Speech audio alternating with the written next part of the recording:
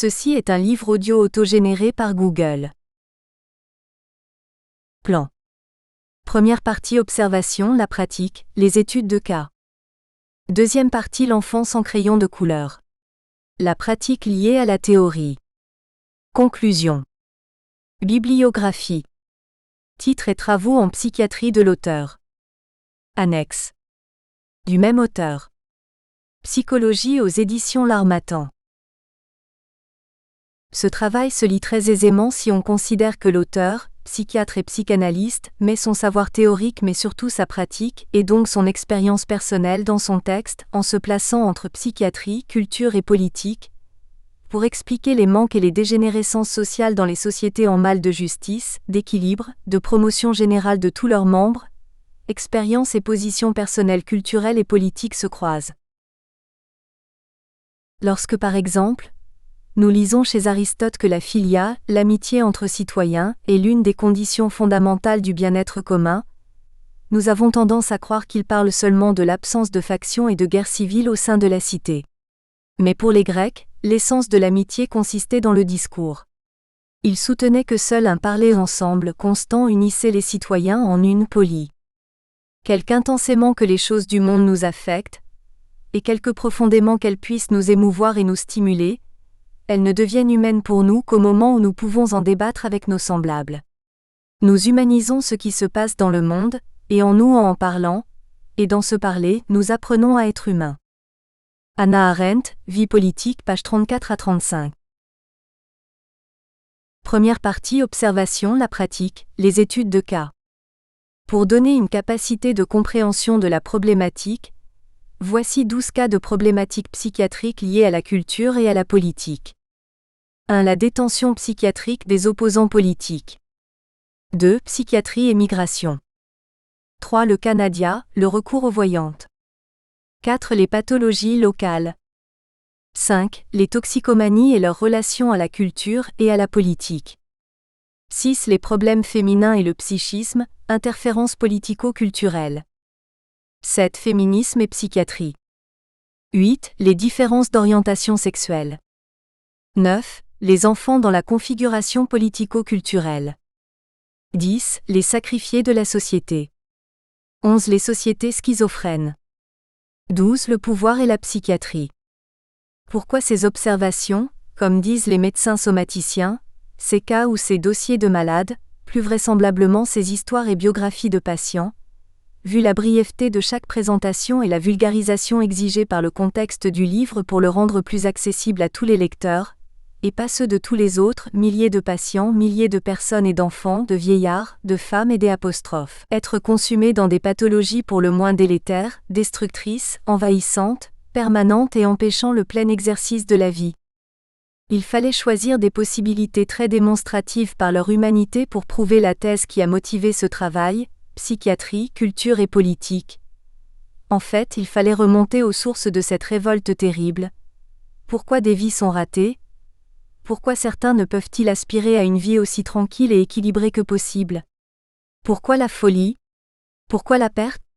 Pourquoi la souffrance ? Le maître mot est lâché. Certains êtres humains souffrent au-delà de ce qui est permis et possible de supporter. Le plus terrible est que la chaîne de la souffrance causée par les désordres psychiques concerne toutes les composantes d'une famille, sans distinction de génération, au-delà d'une possibilité qui consiste à dire que seul le malade mental est affecté par sa maladie. Est-ce là la vraie limite de l'être humain ? Pourquoi ne peut-il repousser utilement et efficacement les souffrances et toute forme de souffrance, psychologique et même physique ? Là est la seule question de la psychiatrie.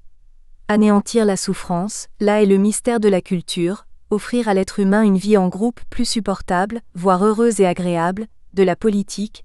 Elle ne devrait être que la gestion de la polis, la cité par ceux qui peuvent la gérer au mieux de la justice et de l'équité entre individus, que ceux-ci puissent être plus heureux, moins révoltés, plus égaux, moins tourmentés par leurs conditions de toute façon mortelles d'être humain. Or, comme dirait Hippocrate, le premier médecin qui compte dans la vie de tout autre médecin. La vie est brève, l'art est long. L'opportunité fugitive. L'expérience incertaine. Et le jugement difficile. Premier aphorisme. Des milliers d'années plus tard, chaque médecin prononce le serment d'Hippocrate avant de pouvoir pratiquer son art, la médecine. Première observation. Aziz El-Ouadi, voir ses lettres en annexe, la politique, Saïd Amnebi, le 5 degré étage de l'hôpital Avicenne. Les cas d'utilisation du savoir psychiatrique à des fins politiques. Le problème d'Aziz El-Ouadi est exemplaire ici en ce sens qu'il a à voir complètement avec la psychiatrie et la politique. Il était prisonnier politique quand j'eus à le consulter à l'hôpital Averroès de Casablanca. Né à Casablanca en 1956 de père et de mère militants nationalistes reconnus, il est actuellement enseignant et journaliste. Incarcéré à l'âge de 18 ans quand il était lycéen, il fut condamné à 22 ans de prison pour atteinte à la sûreté de l'État, et gracié en 1984. Il aura passé 10 ans de sa vie en prison pour délit d'opinion. D'autres personnes ont décompensé des psychoses en prison, comme Hassan El-Bou, emprisonné pendant 12 ans, ou Miloud Ajdini au Maroc. Leur état de délabrement mental est tel que plus aucun soin n'est efficace sur eux. Les fonds alloués par le Centre contre la torture de Copenhague furent utilisés par le psychiatre qui reçut ces sommes à des fins personnelles, quand les malades mentaux ayant décompensé leur pathologie mentale furent relâchés au Maroc. En Tunisie, c'est Noureddine Benkider, 10 ans de prison politique, qui témoigne sur la folie d'un codétenu, un adolescent tellement claustrophobe que l'incarcération en cellule fit sur lui l'effet d'un traumatisme sans retour. Il hurla pendant des jours et des semaines, puis devint fou, c'est-à-dire qu'il perdit totalement le contact avec la réalité et devint inerte, déconnecté du monde réel, sans réaction. Aziz El-Ouadi fut incarcéré avec tous les gauchistes, communistes, maoïstes, trotskistes, marxistes. Il adhérait au groupuscule 23 mars 1965. Des groupes analogues existaient à Rabat, Casablanca, Fès et dans les autres principales cités du royaume. La torture des prisonniers était systématique. La description des violences physiques était telle que des délabrements sont encore notables dans la personnalité de ces sujets, 10, 15, voire 20 ans plus tard. Voilà ce qu'il en fut. Aziz El-Ouadi a écrit à mon intention, sachant que j'écrivais ce livre, une lettre en arabe. Il se livra, ainsi que son frère, détenu comme lui pour délit d'opinion, à ce que les Marocains appellent aujourd'hui la littérature carcérale, dont la maison d'édition Tariq s'est fait une spécialité à travers des documents effroyables comme celui d'Ahmed Marzouki, cellule 10. Marzouki fut détenu pendant 18 ans dans le bagne mouroir de Tazmamart. Au sortir de celui-ci, les morts-vivants furent examinés par des psychiatres militaires patentés par l'État à cette mission et on ne saura jamais ce que les rescapés présentaient comme délabrement physique et psychique, du point de vue médical et psychiatrique. Il ne reste que les traces dans les écrits et les paroles des ex-détenus. On peut dire que l'on a maquillé, physiquement et psychiquement, ces personnes qui raconteront que l'enfer de Dante n'est qu'une pâle copie de ce qu'ils ont vécu, la majeure partie d'entre eux étant décédés en cellules individuelles que même une bête n'aurait pas tolérées. Les phénomènes psychiques et physiques analysés de façon détournée sont extraordinaires et renseignent sur l'étendue infinie des différences de réactions individuelles et sur la façon qu'a chaque individu de contrer la mort, de désirer vivre à tout prix. L'un des frères Bourriquat raconte dans un livre paru en France parmi les premiers témoignages, comment, en mordant dans un quignon de pain sec, la nourriture donnée aux prisonniers tue autant que les conditions larges de la détention, que la torture systématique. Il perdit toute la rangée de ses dents supérieures et inférieures, de devant. Il eut un spectaculaire et extraordinaire réflexe de les réimplanter immédiatement, et de laisser l'articulé dentaire fermé toute la journée et toute la nuit qu'il passa, éveillé, laissant le pain trempé dans l'eau saumâtre qu'il avait à sa portée. Il ne mangea plus que pareil pain, trempé. Le texte d'Aziz El-Ouadi, voire annexe en arabe, s'intitule « De la folie, de la psychiatrie et de la politique ». Je fus transporté en urgence en 1976 au pavillon 36 de l'hôpital Averroès. Cet endroit était dévolu aux malades mentaux, sur une erreur du médecin de la prison qui croyait que j'avais perdu la raison alors que je délirais suite à une très forte fièvre. Je n'y fus consulté par nulle autre personne que Rita El-Kayat. Et je me souviens que sa position à ce moment-là de l'histoire du Maroc était courageuse. Elle refusa de me consulter en présence des policiers et des gardes de la prison qui furent obligés de quitter la salle de consultation. Ils encerclèrent tout le pavillon 36. Elle fit son travail. Elle en eut beaucoup de déboires par la suite. En fait, j'avais scotomisé cet élément de ma pratique à l'hôpital Averroès, si ce n'était le souvenir du prisonnier, mais quand il me rappela les faits, je me souvins immédiatement d'une chose. Effectivement, j'avais refusé de faire la consultation devant un agent d'autorité pour la simple raison que c'était accepter de faire un acte contre la déontologie médicale. Ne mesurant pas le danger de se dresser contre les forces de police, je dis à leur chef que je ne procéderai à l'examen du prisonnier en présence de tiers, la police, que si j'en étais expressément mandaté par un écrit du procureur du roi à Casablanca, ce que voyant, les forces de l'ordre préférèrent encercler le pavillon. Nous étions en plein dans la scène politique projetant ce qu'elle avait de plus coercitif et de plus répressif, et dans des conduites d'urgence et de processus défensifs pour le moins dangereux. Il est évident que ces propos, les miens et ceux de l'ex-prisonnier politique, n'auraient jamais pu être écrits et publiés sous le précédent régime, celui-là même qui avait fait incarcérer El Wadi et tant d'autres hommes et femmes, qui en avait enlevé et fait disparaître des centaines d'autres, qui avaient exercé des pressions morales abjectes, liquidé physiquement, fait se corrompre les plus lâches et les plus veules. Un travail devrait être fait sur les personnalités des bourreaux et des tortionnaires. Peut-on dire que Saïda Amnebi, morte à Casablanca des suites d'une grève de la faim à 25 ans, était dépressive ?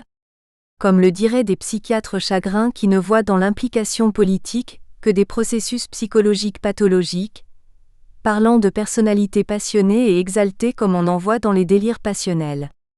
Les mêmes psychiatres n'ont jamais parlé de l'agressivité folle des systèmes de répression au Maroc et dans le tiers-monde, exercés par des sadiques incontrôlés et incontrôlables jusque maintenant que les prisonniers, s'exprimant sur les ondes de la télévision publique, n'osent pas révéler le nom de tous leurs bourreaux encore en vie et pratiquant des métiers répressifs. Le fameux syndrome de Stockholm, qui pousse le torturé à aimer son bourreau, est-il vrai à ce point ? Comment des dizaines de prisonniers n'ont-ils jamais pu demander à la justice de juger les tortionnaires dans des procès qui, au moins, redonneraient leur humanité aux sociétés qui en ont été dépossédées ou qui, plus vraisemblablement, n'en eurent jamais ? Un certain nombre des hommes au pouvoir au Maroc prétendent, encore aujourd'hui, qu'il faut maintenir le principe ancestral et tribal de gestion de la société par la force, par la répression, par l'AHKEM, c'est-à-dire le fait de faire régner le pouvoir coercitif, violent, punitif, à la manière des sociétés ne connaissant encore ni les droits de l'homme ni l'état de droit, sociétés archaïques et féodales. Précision et généralité. Le monde arabe, 22 pays, est le cercle humain caractérisé par 3 déficits majeurs: l'ignorance totale, la condition des femmes la pire de la planète et l'absence des droits humains. Dans ce magma, donnant une société informe exposée à tous les problèmes psychiques vu la répression terrible de l'éducation des enfants, la torture et la détention pour opinion politique sont la règle depuis 50 ans que les puissances coloniales ont accordé de fausses indépendances à ces pays. Ces éléments expliqueront pourquoi le charlatanisme, le guérissage, les croyances en la vertu de milliers de saints et de santons, la sorcellerie et la voyance font partie intégrante de ces sociétés maintenues de force dans l'ignorance, l'illettrisme, la perte de générations entières d'individus, des peuples entiers. La femme arabe est la plus analphabète du monde entier. Quelle mère peut-elle être pour des centaines de millions d'êtres humains ? A contrario, l'État peut couvrir des criminels sociaux et des pervers corrompus. En 1969, au début de mes études de médecine à Rabat, les cours se donnant dans des annexes, derrière l'une des sorties de l'hôpital Avicenne, je vis sortir un matin dans une fourgonnette banalisée de la police, des hommes en costume et cravate que l'on venait prendre pour les amener au tribunal. Il s'agissait de 4 ministres détenus pour des délits de corruption majeurs. Ils vivaient tranquillement au 5e étage de l'hôpital réservé pour les cas médico-légaux, et une curiosité juvénile très forte nous faisait monter pour certains d'entre nous à cet étage où circulaient tranquillement les détenus en robe de chambre de cachemire, fumant et devisant au lieu de faire leur peine à la prison, comme tout le monde. De ce même niveau de l'hôpital, au contraire, devait se jeter et en mourir le détenu politique Jibi Rahal, lors d'une fuite qui le mena à la mort et non à la liberté pour laquelle il avait été embastillé et qu'il défendait pour tous les Marocains. Les cas d'utilisation du savoir psychiatrique.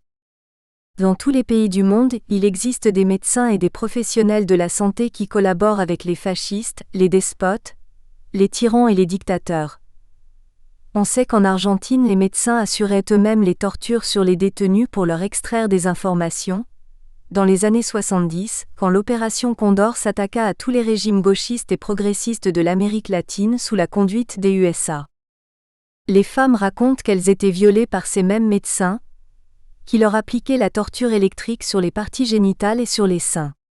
Les médecins ne craignirent pas des années plus tard, de déclarer Augusto Pinochet, qui exerça une sanglante dictature en Argentine, incapable de suivre les dizaines de procès qui s'étaient accumulés contre lui. Quittant l'Espagne pour rentrer en Argentine, on le vit à son atterrissage se lever de sa chaise roulante et serrer des mains, galvanisé par ce qu'il avait pratiqué au-delà de tout, le délire de grandeur et l'amour exclusif du pouvoir. Le nazisme et l'extermination dans les camps des malades mentaux.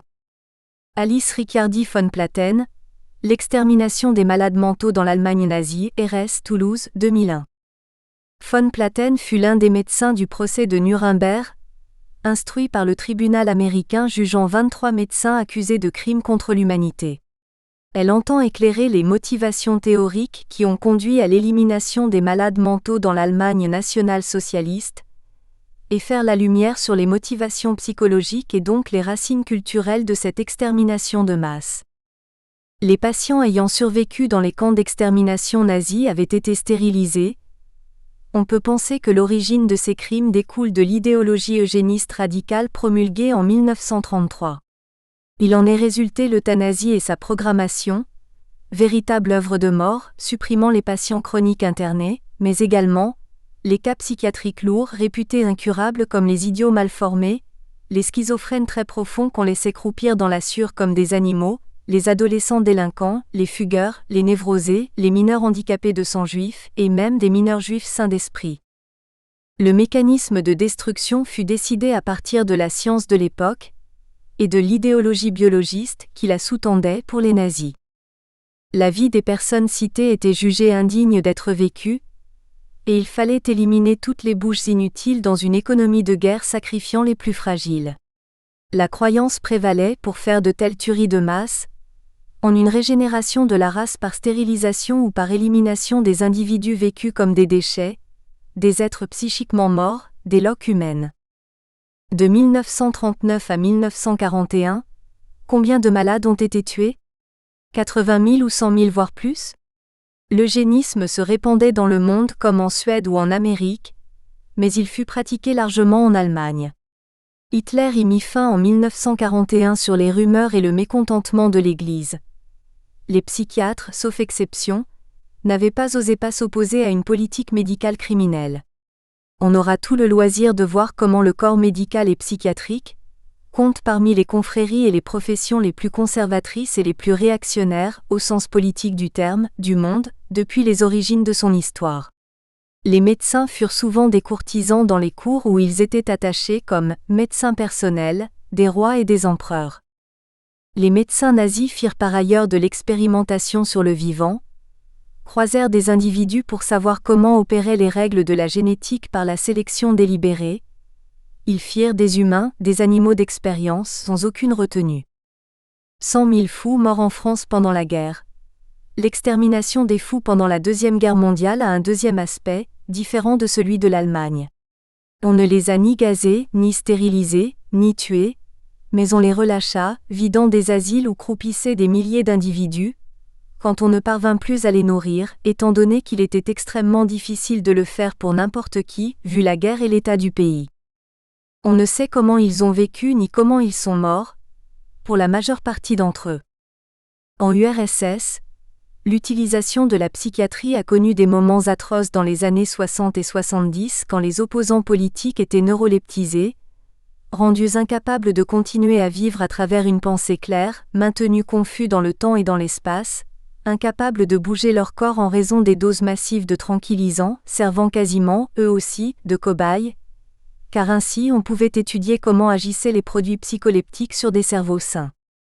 Là également, les psychiatres russes se contentèrent d'injecter des doses massives de médicaments psychiatriques sans refuser d'obtempérer, et d'ailleurs en avaient-ils la possibilité ?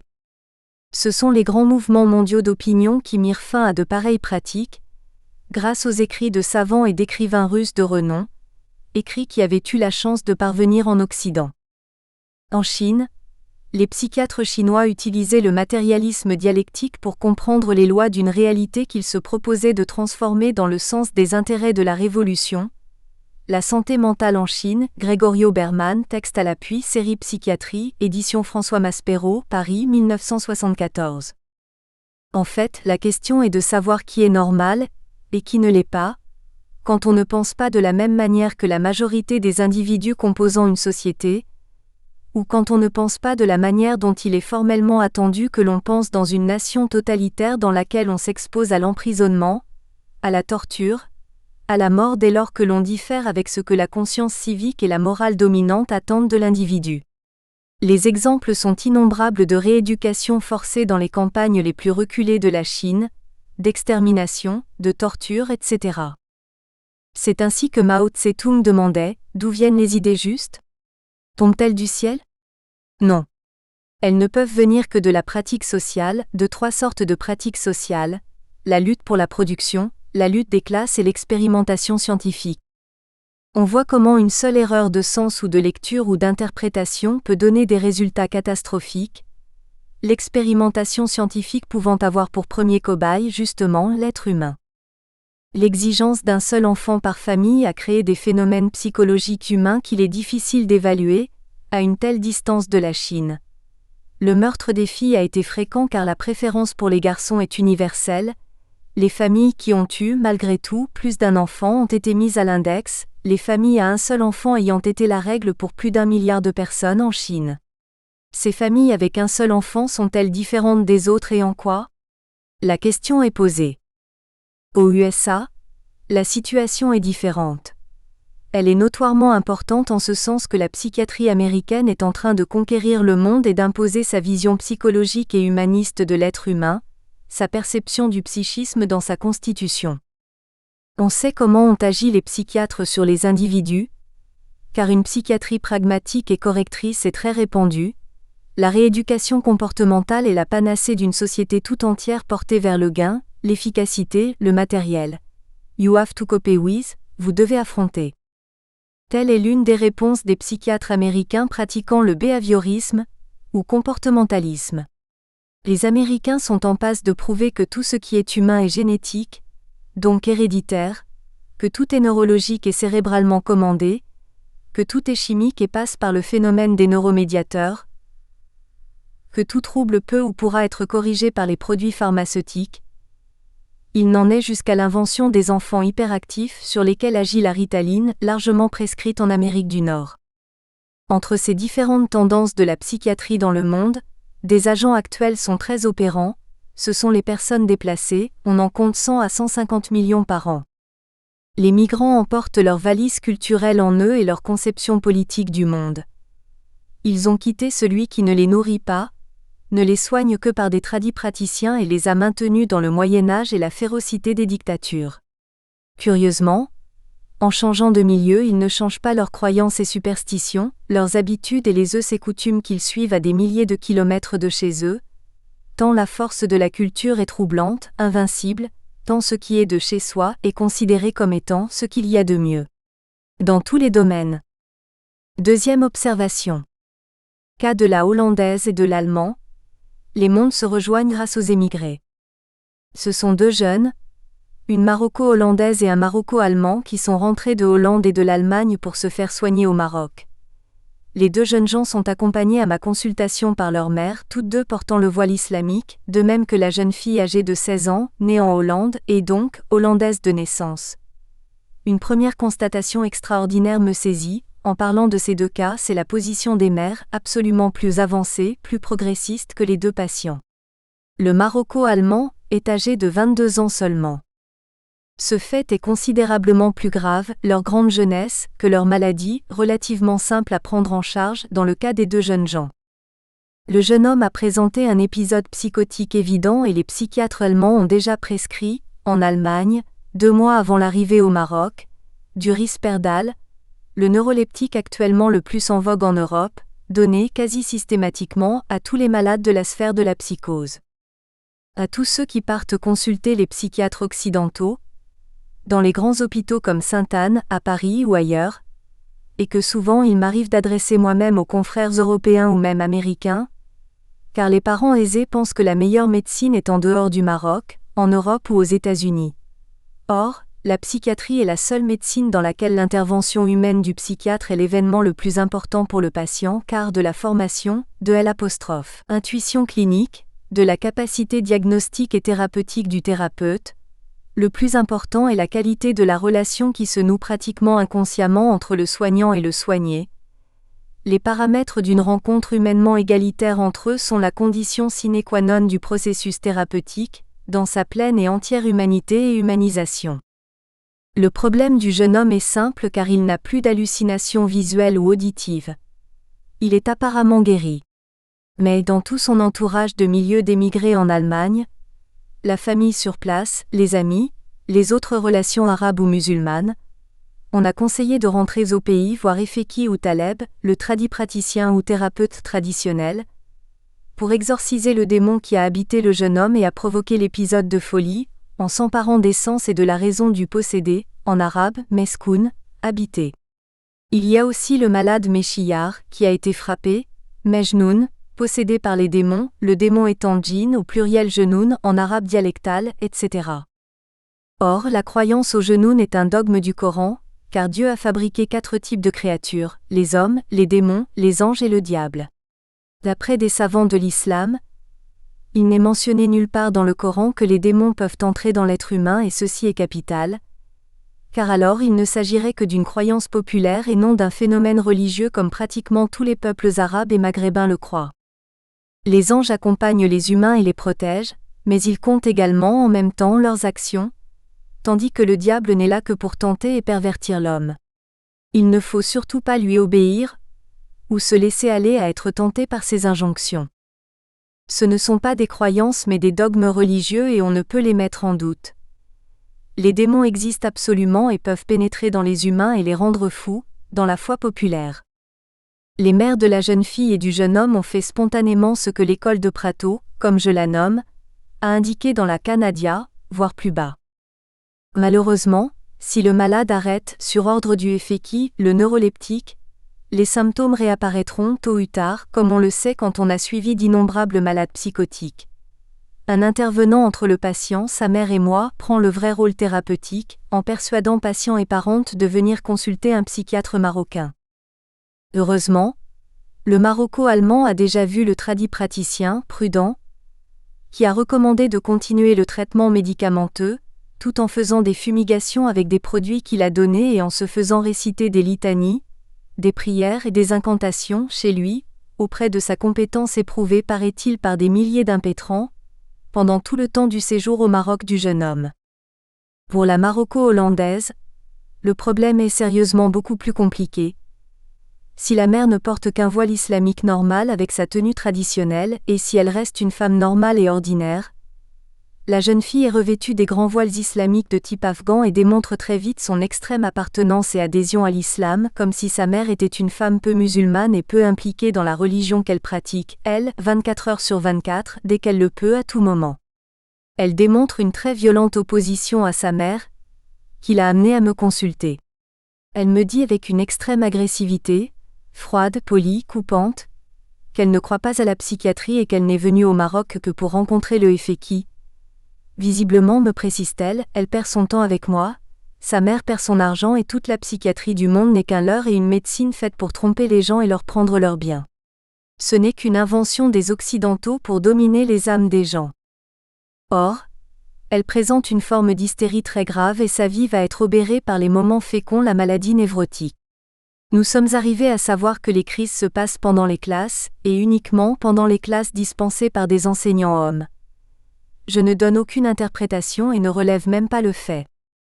La consultation a servi à la mère mais la fille s'en va dans un état quasi haineux vis-à-vis de moi. Elle se détend à peine quand je demande à la mère de ne la ramener en séance qu'après son consentement total, ou mieux, sur la demande de la jeune patiente. Là encore, on voit que les interprétations populaires vont gagner le champ mental des protagonistes de la dramatique maladie histrionique, enfermant à vie les femmes atteintes de ce mal authentiquement psychologique dans une ronde de séances d'exorcisme, de fumigation, de port d'amulettes, de pèlerinage et de sacrifices propitiatoires d'animaux, de coqs et de poules de différentes couleurs, de veaux voire de taureaux, de conduite d'évitement, de conseils fantasques de comportements et d'attitudes censés apporter la guérison. On voit que les colonies migrantes ne sont pas dans le changement de conception des événements et des affections, troubles et manifestations diverses de leur vie, dans leurs conditions d'émigrés vivant dans des pays totalement différents des leurs ou des terroirs de leurs parents et grands-parents, au point de vue culturel. Ils ont transporté avec eux tout le matériel symbolique et imaginaire des pays dont ils proviennent, même si, et très curieusement, ce sont les générations nées dans les pays des accueils qui sont les plus conservatrices et les plus réactionnaires. En fait, ce sont les mêmes générations qui influent sur les individus du même âge qui les composent alors que les enseignements parentaux ne sont que les cadres-lois, dans lesquels ils sont autorisés à se mouvoir. En réexaminant les croyances des aînés et des puissances tutélaires, ils en augmentent le contenu vers les préceptes et les lois morales comportementales et traditionnelles des régions du monde dont viennent leurs parents quand ils sont maghrébins, arabes ou musulmans. Ceci n'est qu'une façon très violente de se défendre contre la désagrégation et la fusion dans des sociétés tellement différentes de celles de leurs parents, qu'ils les refusent encore plus violemment que ceux-ci, pour maintenir le réseau inconscient et conscient structurant la famille, les croyances, le fait d'être ensemble dans un groupe cohérent et défendant ses membres contre les aléas du monde extérieur. L'exemple suivant démontrera le bien fondé de ces propos. Troisième observation. Le cas Nadia, Prato, Italie, 14 octobre 2000. Efeki et compagnie, opposés à leurs rivaux, aujourd'hui, les thérapeutes religieux, dans les soins populaires de la folie. Les psychiatres folkloristes et la psychiatrie universelle. Nadia est un cas exemplaire de ce que les dérives peuvent entraîner dans la réalité et les conséquences parfois engageant toute une vie. Je n'ai jamais rencontré Nadia, bien que j'ai demandé cette possibilité d'entretien direct avec elle, à Piero Coppo, quand il me demanda d'intervenir à propos d'un cas que nous aurions à discuter à Prato, après un congrès de psychiatrie plus ou moins ethno. Tout le monde savait que j'étais dans des positions scientifiques particulières, par rapport aux tendances à la mode à Paris. Je ne m'en cachais pas, et nous sommes confrontés à plusieurs, entre Italiens, moi, Marocaine travaillant à Casablanca, et un Marocain vivant et travaillant à Paris. Le cas est particulièrement démonstratif, mais on peut lui soutirer une partie de sa crédibilité, car Nadia n'a été vue et soignée que par l'équipe italienne. Étant donné le nombre de personnes présentes, 17 très exactement, à la présentation du cas, il m'a semblé plus utile de faire en même temps une véritable dynamique de groupe car ne pouvant voir la malade elle-même, il n'y aurait plus que les intervenants pour parler et esquisser ou définir ce qu'elle avait vraisemblablement présenté comme pathologie. Dynamique de groupe pour analyser au fur et à mesure ce qui se passait, entre chacun et entre tous, dans ce travail de prise en charge d'une malade vécue comme migrante, donc étrangère et donc étrange, ce que les psychiatres, à tendance ethnologique, n'admettraient pas si on leur expliquait ce qui se passe en eux quand ils traitent les autres. C'est un rébus. Retracer une histoire et un cas à partir de la parole et des relations conscientes et inconscientes entre les 17 personnes du groupe et la patiente. Nadia est une migrante marocaine et cela a son importance car l'Italie vit un grand moment de son histoire migratoire, non plus en envoyant des migrants vers l'étranger, mais en recevant sur son sol temporairement ou définitivement. Ceux-ci sont des Égyptiens, des Albanais, des Marocains, des Sénégalais, des Nigérians et des Ghanéens principalement avec d'autres migrants en moindre quantité d'autres provenances. La première colonie d'émigrés en Italie est marocaine, et Nadia est d'origine marocaine elle aussi, et effectivement. Nadia a été vue la première fois le 18 septembre 2000 par plusieurs professionnels, en situations diverses. Son histoire est très complexe. Elle a 19 ans sur son passeport, mais elle est plus âgée. Elle est originaire de l'un des quartiers populaires de Casablanca. Elle vit en Italie depuis l'âge de 9 ans et est la fille d'une femme arrivée en Italie, avant elle et sans elle. Elles n'ont plus de relation depuis 2 ans. Nadia n'a jamais connu son père et a un frère plus âgé qu'elle qui vit en Espagne. La mère vit avec son concubin, arrivé le premier en Italie, à Prato. La mère de Nadia a eu avec lui une autre fille de 18 ans, un garçon de 16 ans et un autre de 11 ans, donc Nadia a 3 demi-frères et sœurs, une sœur et 2 frères de la deuxième fratrie. Le frère de 16 ans vit dans un hospice pour mineurs. Le plus jeune est placé dans une famille italienne. La fille de 18 ans vit avec sa mère. Le motif de l'éclatement de la famille est la conduite toxicomaniaque de la mère. Celle-ci, en effet, se drogue à l'héroïne et à différentes autres drogues. En 1998, survint un litige entre Nadia et sa mère. Nadia alla vivre avec une autre femme, le médecin femme qui l'a adressée à la consultation de psychiatrie, depuis une période de 1 an et demi, environ. Elle a délaissé cette femme, une mère de remplacement depuis 6 mois, pour aller vivre avec un Italien de quelques années plus âgé qu'elle dans un autre quartier. C'est un méridional, à entendre comme provenant du sud de l'Italie. Il travaille depuis 1 an comme gardien de prison. Nadia va bien jusqu'à une après-midi, le 31 août 2000, qu'elle a passé avec son compagnon. C'est un jour de grande pluie. Ils font un accident de la voie publique, plutôt grave. Nadia a une commotion cérébrale lors d'un traumatisme crânien. Elle voit une lumière bleue électrique qui rentre dans son corps et la secoue. Elle est amenée à l'hôpital, où l'on procède à tous les examens que requiert son état. La radiographie du crâne ne montre aucune atteinte organique. Elle retourne chez elle. Elle se met à présenter des douleurs, des céphalées, des dorsalgies mais supporte son état. 2 jours après, très exactement 48 heures, la symptomatologie apparaît. Il se produit une altération de l'état de conscience. Il y a une ubiquité des symptômes, en commençant par les pieds et en remontant vers les genoux qui se bloquent, et alors elle ne sent plus rien et est anesthésiée. Elle rentre en transe et devient comme un cheval, très puissante, 5 personnes ne peuvent plus la tenir puisqu'elle se sent alors la force du cheval. Elle se met à parler alors avec la voix du djinn qui est un djinn bouché. « Tu ne m'auras pas » dit-il au compagnon de Nadia par la bouche de celle-ci. L'homme, appelons-le Mario, prend Nadia et la plaque par terre et sort son crucifix pour chasser le démon. Le djinn répond. « Ce n'est pas toi avec ta religion qui va me chasser. Je vais l'étrangler. » Nadia se sent suffoquée. Alors tout s'arrête. La psychanalyste, Lélia, demande comment allait Nadia avant l'accident. 4 ans auparavant, Nadia était allée au Maroc où elle eut des problèmes, apparemment psychiques. En 1997, elle était retournée chez la grand-mère maternelle qui habite à Casablanca. Celle-ci est née à Ouled Daoud et Nadia raconte que son prénom est juif, confondant Daoud avec David, ce qui est la vraie transcription, des juifs aux musulmans, du même prénom masculin, mais cela n'a rien à voir avec la grand-mère. Elle est restée malade pendant 1 an au Maroc. Nous espérons que vous avez apprécié cet aperçu. Pour continuer à écouter ce livre audio sur Google Play Livres, utilisez le lien dans la description de la vidéo.